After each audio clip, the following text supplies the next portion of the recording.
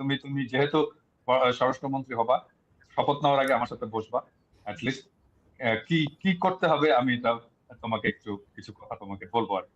নাসিরুদ্দিন পাটোয়ারি, আমরা আপনাকে সবচাইতে বেশি বোধহয় আমরা গণমাধ্যমে দেখে থাকি। আপনার যে আসন, যে সেখানে আপনার উপরে বেশ কয়েকবার হামলা হয়েছে। আপনি সবসময় খুব সহজ সরল ভাবে, খুবই সাধারণ একটা নিয়ে আপনি সেগুলোকে মোকাবেলা করে যাচ্ছেন।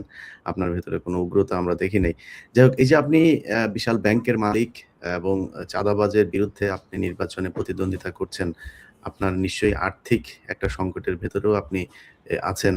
তো এসব মিলিয়ে নির্বাচনী মাঠের প্রতিদ্বন্দ্বিতা কেমন লাগছে? জি, আসসালামু আলাইকুম সবাইকে। প্রথমে তো আমি বুঝি নাই, আমার মনে হচ্ছে যে আমি আফগানিস্তানে চলে এসেছি। এই জায়গায় একটি মাইন, ওই জায়গায় একটি মাইন, প্রত্যেকটা জায়গায় মাইন ডিফিউজ করতে হচ্ছে। এখন তো আমরা আরো অনেক মাইন খুঁজে পাচ্ছি, ঢাকা 10-এর মধ্যে মাইন খুঁজে পাচ্ছি, ঢাকা 18-তেও খুঁজে পাচ্ছি। তো প্রথমে আমি যখন নির্বাচনী আমার প্রচারণা শুরু করি, আমার সাথে অনেকগুলা মিডিয়া জয়েন করে, তারা আমার বক্তব্যগুলো নেওয়া শুরু করে। এর মধ্যে অনেকে সাংবাদিক পরিচয়ে এসে জয়েন করে ওই পক্ষের, এবং তারা আমাকে বিব্রত করে অনেকগুলো কোশ্চেন শুরু করে। এরপরে দেখলাম যে সাধারণ ভোটার হিসেবে পরিচয় এসেছে, এবং তারা বলে যে আমরা সাধারণ ভোটার, আপনাকে এই প্রশ্নগুলো করছি। পরবর্তীতে আমরা খোঁজ নিয়ে দেখি কোনো জায়গায় যুব দলের সন্ত্রাসী, কোথাও ছাত্র দলের সন্ত্রাসী। তো আমি গুলিস্তানে বেসিক্যালি আমার যাত্রাটা শুরু হয়েছিল। এর আগেও আমরা দেখেছিলাম বাংলাদেশে অসংখ্য নির্যাতনের মধ্য দিয়ে আমরা যাচ্ছি। আমরা গুলিস্তানে প্রচারণা করতে গিয়ে ব্যবসায়ীরা ভাইরা বলল যে আমি সারাদিন অনেক কষ্টে ব্যবসা করি, রাস্তার পাশে হলো ফুটপাতে দোকানদারি করি, আমার দিনে 500 টাকা ইনকাম হয়। আমি যখন বাসায় ফোন করি বলে যে তুমি এত টাকা ইনকাম করো, টাকা কোথায়? তো আমার তো প্রত্যেকদিন রাতে আসলে পকেট থেকে টাকা কেটে নিয়ে যায়। তো ঢাকা আর তো একটা ফুটপাত অথবা ব্যবসায়ীদের একটা হাব, যার জন্য হলো এখানে অনেক ব্যবসায়ী যারা হলো দীর্ঘদিন ধরে নিপীড়িত হয়ে আসছে, তারা আমার কাছে কথাগুলো বলা শুরু করলো।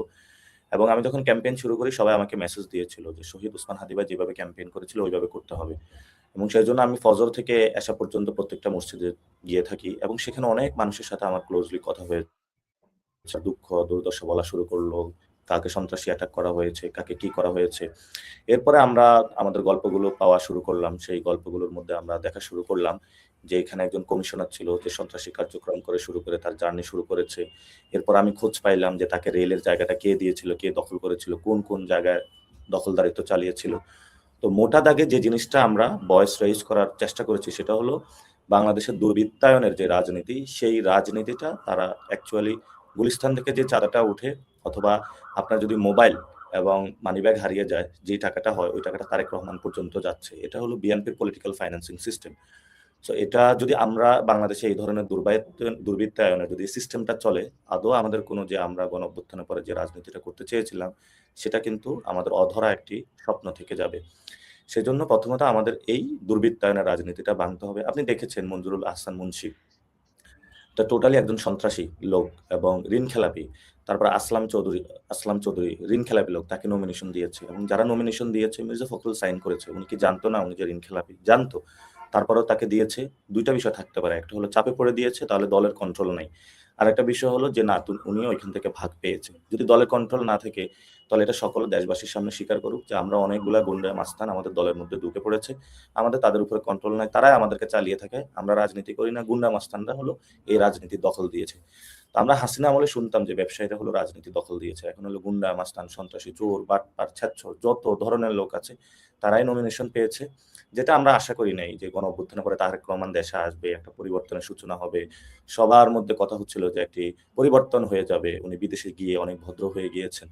কিন্তু পুরো জেনারেশন এটাতে আশাহত হলো, এবং আমাদেরকে অনেকে বলেছিল যে দেখবা তোমাদেরকে হতাশ করবে, পুরো দেশবাসীকে হতাশ করবে, এটা হলো একটা ফাফা বেলুন। কিন্তু সেটাই আমরা সত্যিকার অর্থে দেখতে পেলাম, প্রত্যেকটা জায়গায় এই ধরনের সন্ত্রাসী কার্যক্রম চালাচ্ছে।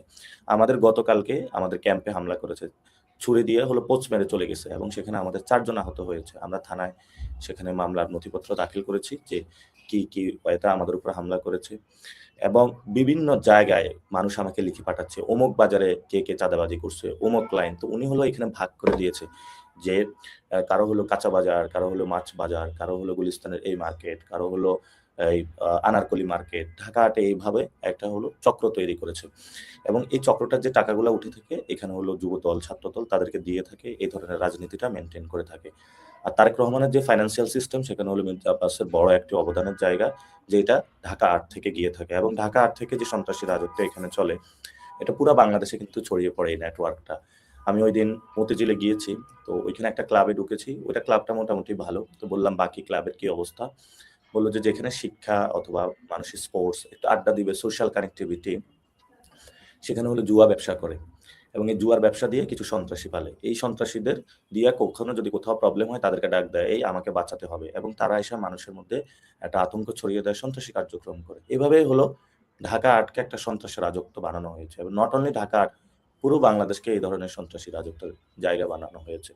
আপনি দেখেছেন যে আমাদের যে বাংলাদেশ ব্যাংক দল বল নিয়ে সদল বলে সবাই ঢুকে পড়েছে বাংলাদেশ ব্যাংকের ভিতরে। তো এটা আসলে বাংলাদেশে সম্ভব, এটা অন্য আগে দেখেছিলাম যে ইন্ডিয়া বাংলাদেশ থেকে রিজার্ভ চুরি করে নিয়ে যায়। এখন হলো এখানে দল বল নিয়ে উইদাউট, আপনি ঠিক আছে আপনি আইটি সেক্টর দিয়ে সিস্টেম করলেন, কিন্তু যে অফিসার আছে সে তো পাসওয়ার্ড জানে, তার মাথায় গিয়ে ব্যাংকের মধ্যে পিস্তল ঠেকালেন, তাহলে তো সে পাসওয়ার্ড দিতে বাধ্য হবে। তো এটা তো আসলে কোনো দেশ না, এমন দেশ তো আসলে আমরা চাই না। মুক্তিযুদ্ধে যে সাম্য, মানবিক মর্যাদা, ন্যায় বিচার এবং ৯০-এর যে ডেমোক্রেটিক একটি বাংলাদেশ আর ২৪-এর যে বৈষম্য বিরোধী একটি বাংলাদেশ, সর্বমিলিয়ে আমরা একটি মর্যাদাকর বাংলাদেশ চেয়েছিলাম। সেই আশাটা আমাদের আর আসলে এদের দ্বারা হবে না বলে আমরা মনে করি। তো আমাকে একজনে বলেছে বিএনপির ভাগ্য হবে ২টা। একটা হলো যে এমনিই তো তাদের চাঁদাবাজির অবস্থা খারাপ। আমি একটা সময় বলেছিলাম যে সর্বোচ্চ ৮০ থেকে ১০০ আসন পাবে টেনে টুনে।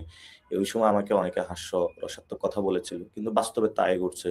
আমরা যারা বাংলাদেশে আছি দেখতেছি যে মানুষ ট্রেনে করে, ট্রলারে করে, লঞ্চে করে সব জায়গায় হলো দাঁড়িপাল্লা, শাপলাকলি স্লোগান দিয়ে আনন্দ। ঈদও এত ঢাকা ফাঁকা থাকে না। পুরো ঢাকা আজকে আমি কয়েক জায়গায় গিয়েছিলাম আমার পার্সোনাল কাজে। পুরো ঢাকা ফাঁকা। মানুষ ভোট দিতে চলে গিয়েছে, আনন্দ উল্লাস। কিন্তু যখন মানুষ ভোট দিতে গিয়ে দেখবে যে সেখানে কোনো ভোট ডাকাতি হচ্ছে, ভোট কেনা হচ্ছে, তখন কিন্তু আমরা সবাইকে প্রস্তুতি নেওয়ার আহ্বান জানিয়েছি যে বাস নিয়ে আপনারা রেডি থাকবেন। যেখানে ভোট কেন্দ্রে কোনো চাঁদাবাজি, সন্ত্রাসী, দখলদার ভোট ডাকাতি করতে আসবে, আমরা যেরকম গণ-অভ্যুত্থানের পরে ডাকাত ঠেকিয়েছিলাম, সেইভাবে তাদেরকে রুখে দাঁড়াবেন। তো আলহামদুলিল্লাহ ব্যবসায়ীরা প্রস্তুত হচ্ছে, মানুষের মধ্যে সচেতনতা আসতেছে এবং মানুষ নিজেদের প্রস্তুতি নিচ্ছে। একটু আগে ২ জন আ মা আমার সাথে দেখা করতে আসলো। একজনের ক্যান্সার, অর্থাৎ উনি অনেক অসুস্থ। তো উনি ঢাকা ৮ এর ভোটার না, উনি ঢাকা ৯ এর ভোটার। তো এসে উনি কান্না করে দিয়েছে আমার সামনে। বলতেছে যে, আমরা অনেক নির্যাতিত হয়েছি, নিপীড়িত হয়েছি। আরো অনেক ছোট ভাই অনেকগুলো আসলো এখানে শাহজাহানপুর থেকে। বলল, "আমরা ধানের শীষ ব্যাচ পরে শাপলাকলির মার্কায় ভোট দিতে যাবো। কারণ আমরা যে ওইখানে কথা বলবো এই পরিস্থিতি রাখে নাই।" অনেক মানুষ আমার সাথে যোগাযোগ করতেছে যে কি পরিস্থিতির মধ্য দিয়ে তারা গিয়েছে। তো এদেরকে যদি একটি দল এই ধরনের নমিনেশন দিয়ে সংসদে পাঠাতে চায়, তো সংসদ তো আসলে চাঁদাবাজ, ধান্দাবাজ, দুর্নীতিবাজ, সন্ত্রাসী তাদের কোনো আখড়া না। সেটা হলো ভালো মানুষ যারা পলিসি মেক করবে, যারা আমাদের আইনগুলো তৈরি করবে। সেই জায়গাটা তো আসলে বাংলাদেশে এখন নাই। আমরা দেখতেছি সব চোর, বাটপার। মানুষকে অপশনে করে দিয়েছে তোমরা এদেরকে ভোট দিতে হবে। এখন একটা লোক ২১০০ কোটি টাকা ঋণ খেলাপি এবং সে যায় ইলেকশন করতেছে। সে যদি ইলেকশন করে তো তাহলে বাকি যে প্রার্থী তার তো তাহলে ইলেকশন করার কোনো ক্যাপাসিটি থাকবে না। মানুষকে টাকা, পয়সা সব দিয়ে। মানুষ অনেক সচেতন হয়েছে। এবার মানুষ মাসল পাওয়ার এবং টাকাকে না বলা শুরু করেছে।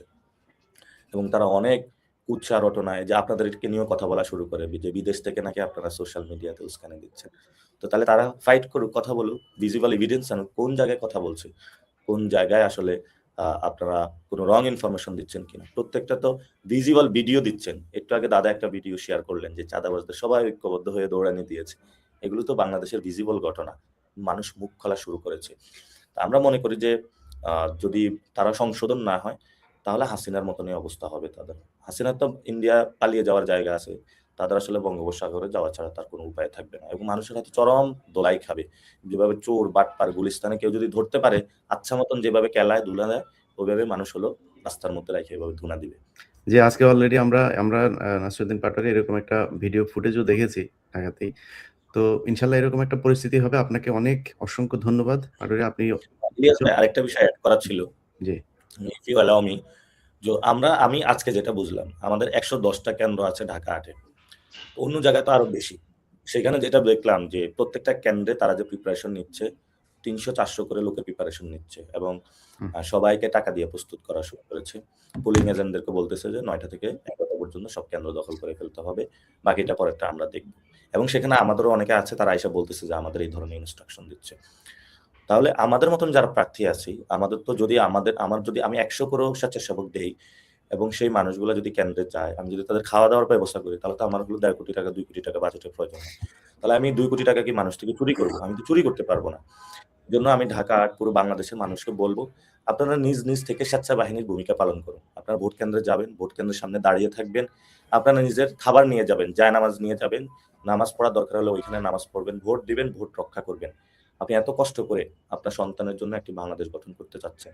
আপনার জি। মা-বাবার জন্য, সকলের জন্য। দোয়া করবেন যাতে আমরা এমন একটি বাংলাদেশ গঠন করতে পারি। জি, আমরা ফাইট করে নাসিরুদ্দিন যাচ্ছি। ভাই, সারা আপনারাও দেশের ফাইট করে যাচ্ছেন। সারা সারা দেশের বাংলাদেশ হচ্ছে।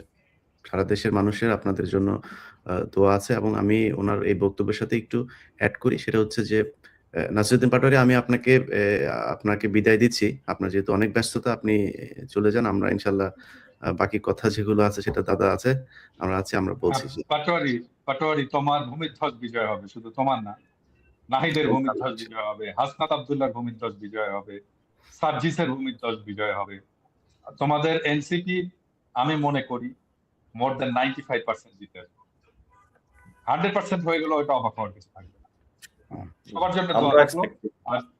আর তুমি যদি তুমি যেহেতু স্বরাষ্ট্রমন্ত্রী হবা, শপথ নেওয়ার আগে আমার সাথে বসবা, অ্যাটলিস্ট কি করতে হবে আমি এটা তোমাকে কিছু কথা তোমাকে বলবো, আর সাজেশন দেবো। অবশ্যই এবং আমি তুমি আগামী স্বরাষ্ট্রমন্ত্রী, আমার আগাম অভিনন্দন গ্রহণ করো।